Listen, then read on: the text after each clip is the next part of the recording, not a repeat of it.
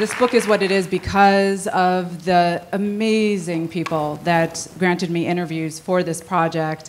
And I'm so thankful to all of them, the ones who are here and the ones who are not.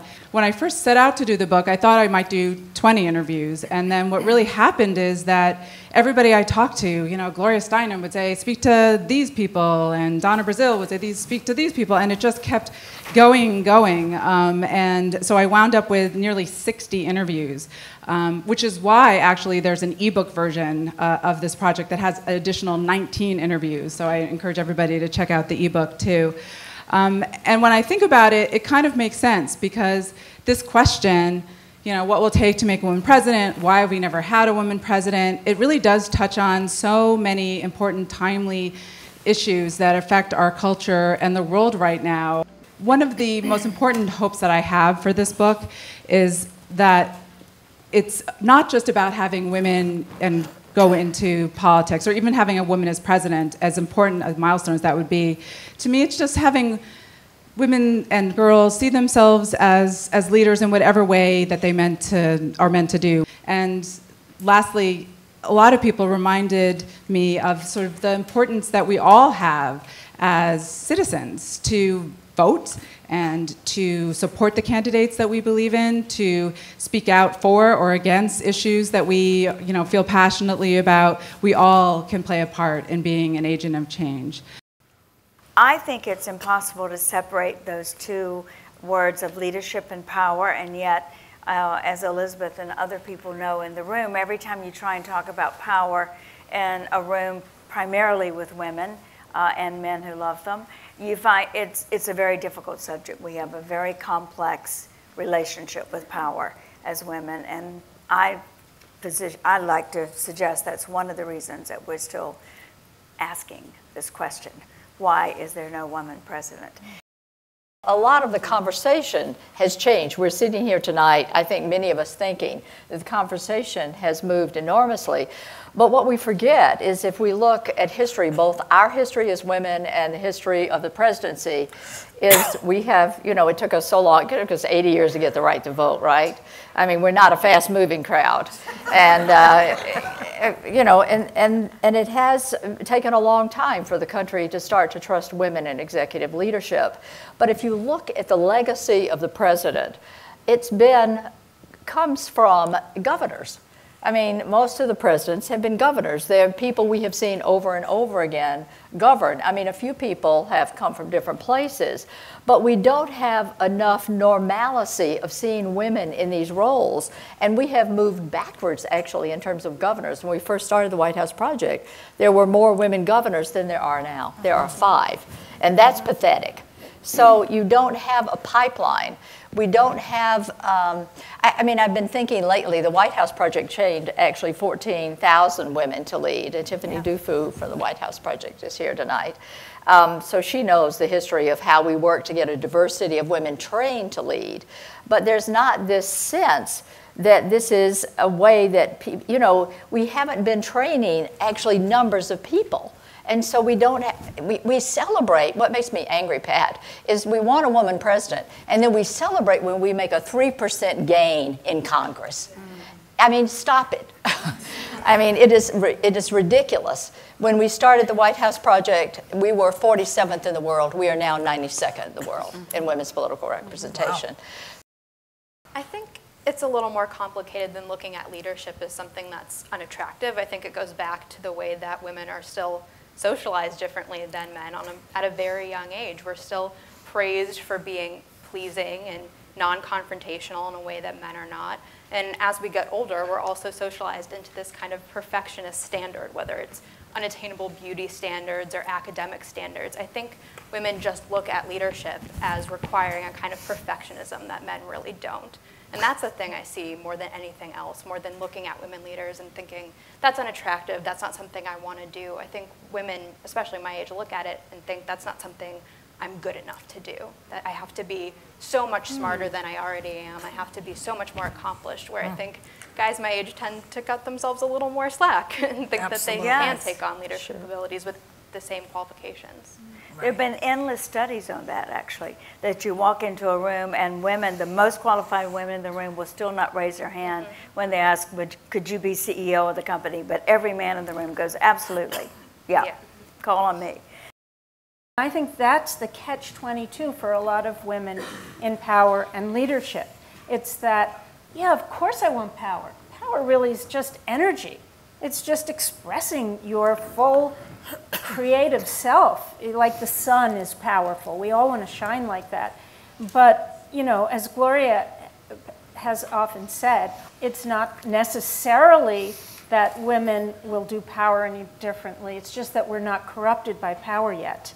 Right. And so I think there's this fear that, like, if I seize it, I'm going to look like the same corrupted assholes that I don't want to become. So it's a kind of like, I want it, but I want to do it differently. And then you have to work so hard to get into it. Like Nietzsche says, be careful when you fight monsters, you don't become one. Like you have to fight so hard to get up, and suddenly you're it. You're just it. And it's hard. It's hard to know how to get into the system and not be of the system. So I think we've been struggling with that. It's a righteous struggle. And I think it's going to be so interesting. The problem is you. Damn penis hits me every time. Not Don. The problem is that there is one of the problems is there's a power paradigm in this country and around the world. And as Elizabeth says, we get to power and then we want to do it the way it's been done, and the way it's been done successfully has been the male power paradigm. It looks a certain way, it acts a certain way, it is a certain way. How would you agree that that is in itself a block to women's leadership? That we have a certain perception and definition of power? I hope not. I hope that what women do is help us redefine power. Help us redefine power and strength, control. Because for example, men's response to violence is more violence. A woman's response to violence is peace. Right. So strength, power, control, all those have become sort of the narrative of masculinity. And in a patriarchal society that has built our laws and is governed based on patriarchy, and all of that comes out of a patriarchy, whether it's comes out of the church, whether it comes out of Judeo-Christian patriarchy, all of that has helped to establish the rules. We create the rules of what that looks like, and then we call it a meritocracy.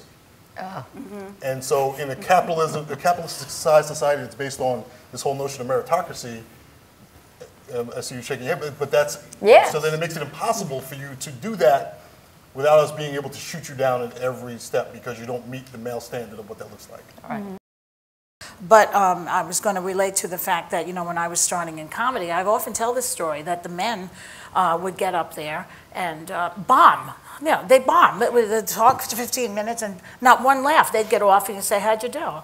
You know, I was like sitting on the side testing them, you know, how'd you do? And they go, I had a good time. Well, you're the only one. And then the women would come off and we would get laughs and we'd be like, oh, they hated me. I mean, it's just, it was an incredible difference in the perception of how you performed. Yeah. So part of it is confidence, clearly, having that confidence to first step into the game and lean in, as it were, if you knew you were going to do it. But the other part of it is that once you do that, and Marie, you observe this with women you train to run for office, once you get into the game, the media is still going to treat you differently. Oh, yeah. They're going to write about your high heels and your short skirt and your plastic Well, you'll also surgery. get in trouble for opening your mouth if you're a woman more. I have gotten in a lot of trouble for opening my mouth. And, you know, I don't know about power, but I believe in personal power, and I believe in speaking up. And that's where the power comes from. And a lot of girls also are scared to speak up. They're afraid the boys won't like them. And then there's this mean girl thing that goes on, which I'm appalled by that. This is all about fear. Yeah. This is all about misogyny, sexism, and fear of men. Because it's sort of like why you know there's so much homophobia in a lot of male environments is because we're afraid that other men are going to treat us the way we treat women. So that's at the core of homophobia. And so there's this fear from men that when women are in charge, that women are going to treat us the way we've treated you. I think even conservative young women look at Hillary Clinton as a role model, sort of divorced from her political career. I mean, she's an incredible woman. She's constantly, obviously, on all of these lists about the most accomplished women in America and just revered women in America, because she constantly puts herself out there. I mean, look at the way she was treated, and every single time she gets back up. I think regardless of her politics, young women can appreciate that and look up to women like that. What do you think her prospects are for 2016? I don't really know because there's so many factors, everything from her age to what goes on in the next couple of years. But I'm really still going to go back to what I'm really interested in. Is she the woman who will get in there, and once she does, maybe not in the first term, but hopefully in the second, really work for what is a misnomer, women's issues, real human rights issues, which are often considered too simplistic and small in the patriarchal view of power, which is child care so that all people can work and our children are raised well, education, the environment so that we actually have a home to live in. Is she going to stand for that? Is she, you know, we've been strangers in a strange world, women and power. Is she going to be strange? Meaning, is she going to take a stand for what's different and new and claim women's issues and make them human rights issues and clean the mess that the earth is in now? That's what I'm the most interested in. Sometimes I think she will, and sometimes I don't know. Well, I think it's going to be hard for her because look at Obama. President Obama, the obstructionism that has been going on since he took office, and a lot of it is racism. So I expect, you know, sexism to rear its ugly head by these zealots on the right, and I think she's going to have a very, very hard time. You know, it's just going to be just as difficult for her as it is for President Obama. But the great thing is she's been so tested. Who could have a harder time? That's right. Yeah, that's really true. I don't think the hard time will deter her. Well, when she has the power, though, they're going to buck up against that. Oh, I agree. But God knows if there's any woman in this country, I mean, I don't mean to be, I'm not here doing a campaign, excuse me, but when I look at what she's bucked up against, I mean, we looked at everything that came at her during that last campaign. It was, it was so awful. I hated young women seeing it. But, you know, she got up every morning and got out there. Yeah. I mean, I got up and cried. She's thinking of doing it again. Even when she ran against Obama. So what do you think? Why do I feel like when I talk, it's kind of like there's a light. Well, I'm representing this whole, like I have to represent. You're speaking for all men. Don does that well. I think that since Obama's been in office, we've seen the rise in hate groups, we've seen the backlash, we've seen all the people come out and really fight. You're seeing the quote unquote, as Michael Kimmel is writing in this book, angry white man. You're seeing this angry conservative white man who wants to take the country back and get it back on the right track. And all this about where it was supposed to be. And I think that on the one hand, I think Obama is good for Hillary. And on the other hand, I think he's bad for her. Because I think where he's good is that I think that he has flushed out all the crazies. They've come out. He's happy about that. They're out there, and they're saying it, and they're doing it, and they're saying the most outlandish, ridiculous things, and they're being able to do it with impunity because they're going against the black man, so they can say things about women that you go, what are you talking about? Yeah. They can say things about rape, they can say things about abortion, they can say things about women's bodies, they can say things because they're fighting against this notion that this black man's going to tell us what to do. And so he's flushed out all the crazies. And I think that's the good thing for her, because I don't think there is a more, and I know there's several, but to your point, I don't think there is a woman in this country who has put up with more crap and has kept her chin right there than Hillary Clinton. And she got along with a lot of the Republican senators. And she's very well. unflappable. And I think to the point about power and control from that masculine identity, men respect that. And, they do. And men are going to respect the fact that she's put up with the crap of, and especially because she's put up with the crap of these people who, went after, to Bill. Yep. And with so many unfounded claims, and she, I hate to say stood by her man sort of thing, but she did that. Yeah, don't say that. Don't say that. But let me just say what. No. Let me just say why I don't say it in the 1995 term. That for all the people who want to throw stones and who want to claim that they're all about family and all about family values, well, here's a family that's still together through all your shit. So you can, and she's not sitting there saying, I'm baking cookies because I'm doing my own thing. You do your thing, I'm doing my thing. And people have come to terms with, here's a family that has stayed together. And you want evidence of what a strong family looks like? Look at Chelsea. Chelsea is the bomb, right? So you can't argue that. And I think over time, all the stuff that she's dealt with will gain the respect of a lot of people.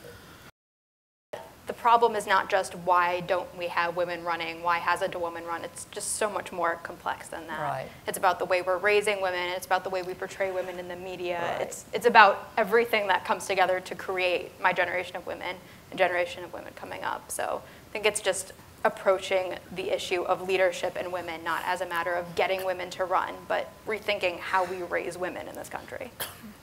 And boys. Yeah. And boys. And boys. But given that we are still trying to get to that goal, could you, and this is really putting you on the spot, so apologies for that right before, but could you give us what kind of woman candidate would capture your generation? That's a good question. I think there's probably many answers to this, but just authenticity, I think, is probably one of the most important qualities. I think my generation has grown up with so much crap, Like, I was in 3rd grade when 9/11 happened, and that was just sort of the start of, like, this very depressing worldview. And I think my generation just wants someone who's going to level with us. Be like, there's a lot of crap that's going on, and we really want to deal with it in a way that's not this crazy, political, corrupted way. We just want to fix things. On that answer, I was going to thank all of you for being here, and and thank you again, Marianne, for the book, where there are many, many more insights about why there hasn't been a woman president, and in those insights, helping us all lead to the day when we can go in and vote for one. Thank you for being a part of the panel, too.